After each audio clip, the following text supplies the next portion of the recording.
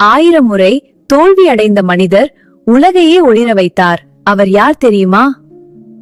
அவர்தான் Thomas Alva Edison. சிறுவயசில் பள்ளி ஆசிரியர் இவனால் எதுவும் ஆகாது என்றார். ஆனால் அவருடைய அம்மா மட்டும் அவரை நம்பினார். மின்விளக்கை கண்டுபிடிக்க அவர் நூற்றுக்கணக்கான முறைகள் முயற்சி செய்தார். ஆனால் ஒவ்வொரு முறையும் தோல்வி அடைந்தார். ஆனால் எல்லா தோல்வியும் அவருக்கு ஒரு பாடமானது. யாரோ ஒரு சிலர் கேட்டார்கள், 1000 முறை தோல்வியா என்று. அவர் சிரித்து சொன்னார், தோல்வி அடையத்தக்க 1000 வழிகளை கண்டுபிடித்தேன் என்று.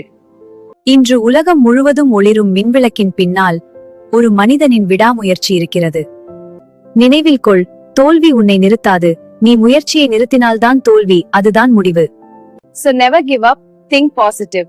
நேர்மறையாக சிந்தி, நம்பிக்கை கைவிடாதே, வெற்றி. இந்த வீடியோ உங்களுக்கு பிடித்திருந்தால் லைக் பண்ணுங்க, ஷேர் பண்ணுங்க.